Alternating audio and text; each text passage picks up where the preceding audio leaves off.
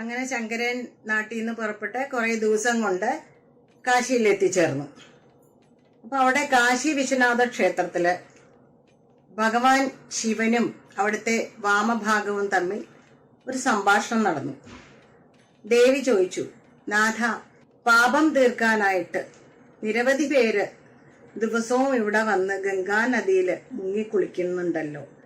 ഈ മുങ്ങിക്കുളിക്കുന്നവരുടെയൊക്കെ പാപം തീരുമോ എന്ന് ദേവി ചോദിച്ചു. അപ്പൊ ഭഗവാൻ പറഞ്ഞു, ഏയ്, അങ്ങനെ മുങ്ങുന്ന എല്ലാവരുടെയും പാപമൊന്നും തീരില്ല.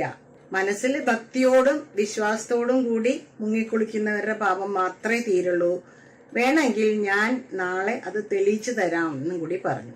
അങ്ങനെ പിറ്റേ ദിവസം ശിവൻ ഒരു വൃദ്ധ ബ്രാഹ്മണന്റെ വേഷത്തിലും പാർവതി ഒരു വൃദ്ധ ബ്രാഹ്മണിയുടെ വേഷത്തിലും ദമ്പതികളായിട്ട് അവര് ഗംഗാനദിയുടെ അവിടെ എത്തി. അപ്പൊ നമ്മുടെ ശങ്കരൻ അന്നാണ് അവിടെ എത്തി ഗംഗാനദിയില് മുങ്ങിക്കുളിച്ച് ഇങ്ങനെ നിക്കണത്.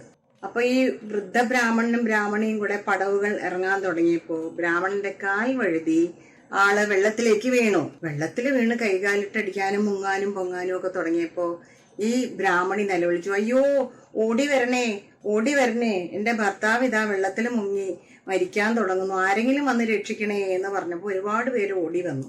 അവരിങ്ങനെ ഓങ്ങി ചാടാൻ വേണ്ടിട്ട് വെള്ളത്തിലേക്ക്. അപ്പൊ ബ്രാഹ്മണി പറയാണ്, ചാടാൻ വരട്ടെ, പാപം തീർന്നവര് മാത്രം മുങ്ങിയാൽ മതി. പാപം തീരാത്തവര് അദ്ദേഹത്തെ രക്ഷിച്ചാൽ അദ്ദേഹം അപ്പം മരിച്ചു പോകും. അപ്പൊ അവർക്കൊക്കെ ഒരു ശങ്കയായി, നമ്മുടെ പാപം തീർന്നു എന്താ ഒരു ഉറപ്പ്?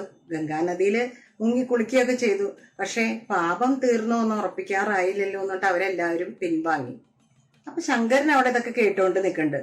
ശങ്കരൻ വിചാരിച്ചു, ഞാൻ മുങ്ങിക്കുളിച്ചു, എന്റെ പാപവും തീർന്നു, പിന്നെ ഇനിയിപ്പൊ ഞാൻ രക്ഷിച്ചാൽ എന്താണ് എന്നും പറഞ്ഞുകൊണ്ട് ശങ്കരൻ വേഗം വെള്ളത്തിലേക്ക് അങ്ങോട്ട് ഇറങ്ങി മുങ്ങി ഈ വൃദ്ധ ബ്രാഹ്മണനെ പിടിച്ച് കരയ്ക്ക് കയറ്റി ജീവൻ രക്ഷിച്ചു. അങ്ങനെ വൃദ്ധ ബ്രാഹ്മണനും ബ്രാഹ്മണയും കൂടി മടങ്ങി പോവുകയും ചെയ്തു. ശങ്കരൻ നേരെ അമ്പലത്തിൽ പോയി തൊഴുകയൊക്കെ ചെയ്തു.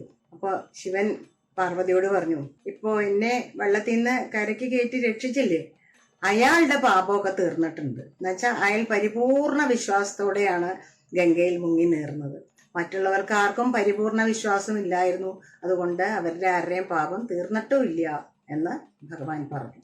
അപ്പൊ ഇതിൽ നിന്ന് നമുക്ക് മനസ്സിലാവുന്നത് എന്താന്ന് വെച്ചാല്, മനസ്സില് ഭക്തിയും വിശ്വാസവും ഉണ്ടെങ്കിൽ മാത്രമേ നമ്മുടെ കർമ്മങ്ങൾക്ക് ഫലം കിട്ടുകയുള്ളൂ എന്നുള്ളതാണ്. ശങ്കരൻ പിന്നെയും കാശിയിൽ തന്നെ ജീവിച്ചു, മടങ്ങിയില്ല നാട്ടിലേക്ക്.